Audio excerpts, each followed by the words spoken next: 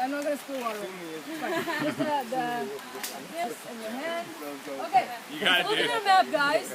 We know that from this line over here, Be'er Sheva, and up down, and down here it's going to be the Negev, which is the desert. Over here we said we have the Kinneret. We don't have enough water over here. So what happens is that when we start this country in 1948, we say, hey, we have an idea.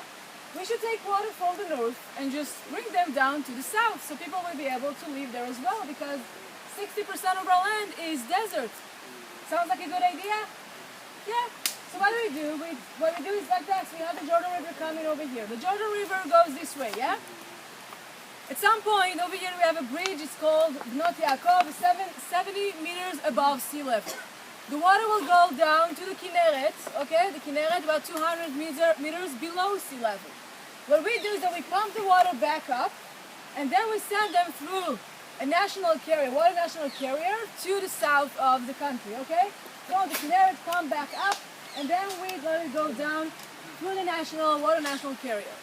Sounds like a good plan? Yeah? I'm going to say it again. Yes. The Jordan River goes this way, 70 meters above sea level. We let the water go 200 meters below sea level, then we pump them back up, and we send it to the south. Sounds like a good plan? Yeah. Woo, yes? Yeah. Justin, why do we do like this? What's the problem? I know that there's got to be more. You have to pump it. I mean, it just sounds unreasonable. Pump it. Why would you let it go all the way down to the Kinneret, 200 meters below sea level, and then we pump the water back up? It sounds dumb, right? So I want to say, thank you. I want to tell you something. I want to tell you that we know that actually they say that Jews are smart and we have a lot of Nobel Prize winners. There's a reason for that, because we actually thought about it. We said, wait a minute, why would we let the water go all the way down? We can get them when they're 70 meters above sea level, and then just from there to send them down. Great. We're talking about the year 1964 where the National Water Carrier actually started to work. We're talking about not so far after which war? 1948, what war do we have? The War of Independence. Our friends, the Arab all around us, didn't really like the idea that we're here. And what happens is that we had a demilitarized zone between us and Syria.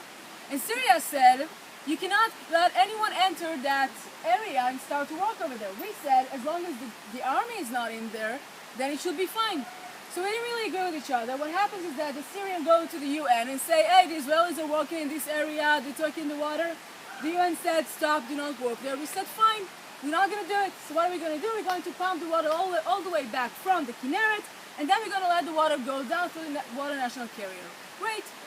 But there was a problem. You need to understand this, the Arab world didn't really accept the idea that the Jews are still here. At first they thought, they're not going to stay here, it's nothing going to work. And when they saw that that's what we do, we actually taking water from the north and we're bringing them down to the south, that says we're here to stay. And they said, we're going to do something. Because if you guys remember, I told you there are three streams that are part, right? Together they become the Jordan River. We have Hermon, we have Dan, and we have Snir. Right now we're walking into Snir.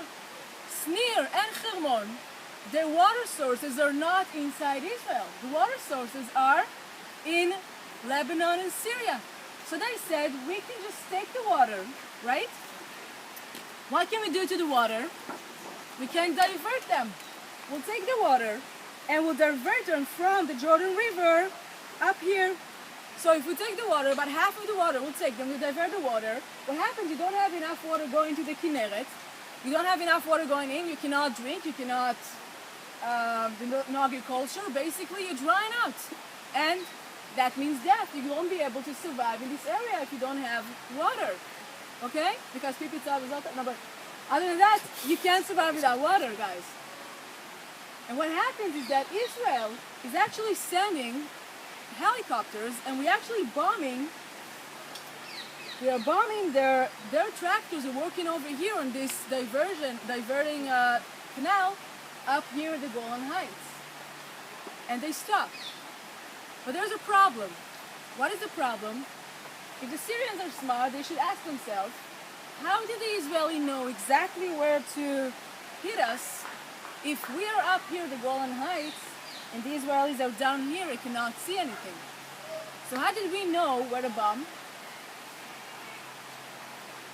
Was God helping us from the heavens? Alex? I guess you could follow the water. Sorry? Follow the water flow. Well, we couldn't do that. We